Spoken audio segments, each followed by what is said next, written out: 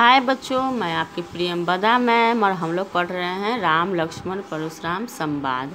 अब इसमें देखिए कि लक्ष्मण जी बार बार परशुराम जी को क्रोधित कर देते हैं। वो तो क्रोधी हैं ही, अब अपनी बातें कह के उनको और क्रोधित कर देते हैं। तो इस पर परशुराम जी क्या कहते हैं कि कौशिक सुनहु मंद एहु बालकु कुटिल काल बस निज कुल घालकु। अब देखिए कौशिक विश्वामित्र जी जो वो लोग के गुरु हैं, तो उनको कहते हैं संबोधित करके कि हे विश्वामित्र सुनो, यह जो बालक है बड़ा ही कुटिल है और कुबुद्धि है, मूर्ख है और काल के बस में होकर ऐसा बात कर रहा है। ये अपने कुल का नाश करने वाला है। भानु वंश राकेश कलंकु निपट निरंकुशु अबुधु असंकु। अब देखिए कहते हैं भानु वंश सूर्य वंश, ये राम लक्ष्मण जी जो हैं वो सूर्य वंश के हैं। तो वो लक्ष्मण जी को कहते हैं कि यह जो है अपने वंश पर चंद्र ग्रहण का कलंक है, ठीक है, वो उस कलंक के समान है। और वो क्या है, निपट निरंकुशु अबुधु असंकु है। वो बिल्कुल ही मूर्ख है और उस पर किसी चीज़ का अंकुश नहीं है, बोलने से पहले सोचता नहीं है, उसके पास बुद्धि नहीं है, वो बिल्कुल निडर है ना। तो काल कवलहु होई ही छन माही कहो पुकारी खोरी मोहि नाही। अब देखिए कहते हैं कि वह काल के बस में ऐसी बातें कर रहा है, तो अब क्षण भर में ही जो है सब उसका नाश होने वाला है। और मैं इस सभा को पुकार कर यह बातें कह देता हूँ, तुम लोग मुझे दोष मत देना, ठीक है।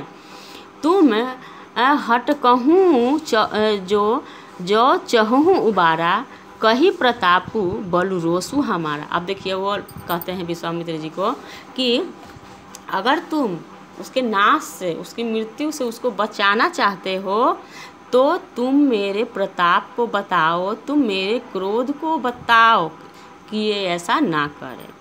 लखन कहे हूँ मुनि सुजसु तुम्हारा तुम ही अछत को बरने पारा। अब देखिए अब लीजिए, अब लक्ष्मण जी फिर ये बात सुनते हैं, फिर से उनको ये हो जाता है और वो कहते हैं कि हे मुनि, है ना, आप तो अपने यश का गुणगान करने में खुद ही पारंगत हैं, है ना, आप अपना गुणगान खुद ही कर लेते हैं। आपने बहुत बार ऐसा किया है ना, कि अपने मुँह तुम आपनी करनी बार बार अनेक भांति बहुवर्णी। बहुत प्रकार से आपने जो है अपने यश का गुणगान किया है, अपने क्रोध को बताया है। तो इसमें जो क्या है कि आप अब क्या कीजिए कि नहीं संतोष हूँ तब पुनि कछ कहूँ जनि रीस रोकी दुसह दुख सहूँ। अब देखिए अब क्या कहते हैं कि इतना बार आपने अपनी करनी का जो है सो गुणगान कर लिया है, बहुत बार हैं अपने ही मुख से। तो अगर उस पर भी संतोष नहीं है तो फिर कुछ कहिए और अपने क्रोध को और अपने उन शब्दों को रोकने का कष्ट नहीं सहिए, ठीक है।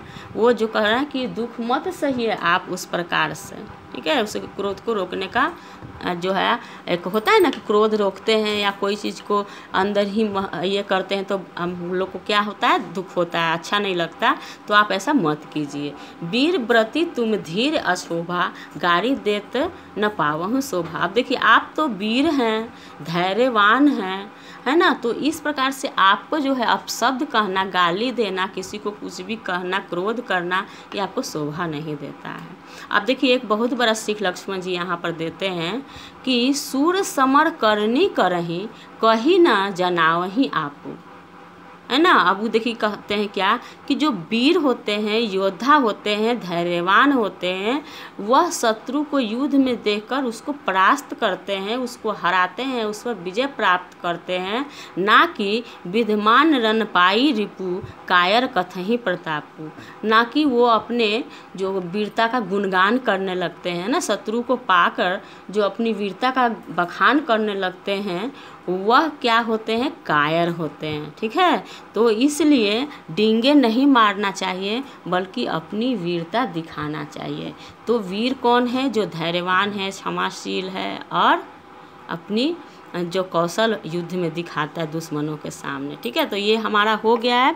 तो इस प्रकार से ये कंप्लीट हो गया, इसका हम लोग अर्थ जान लिए, ठीक है।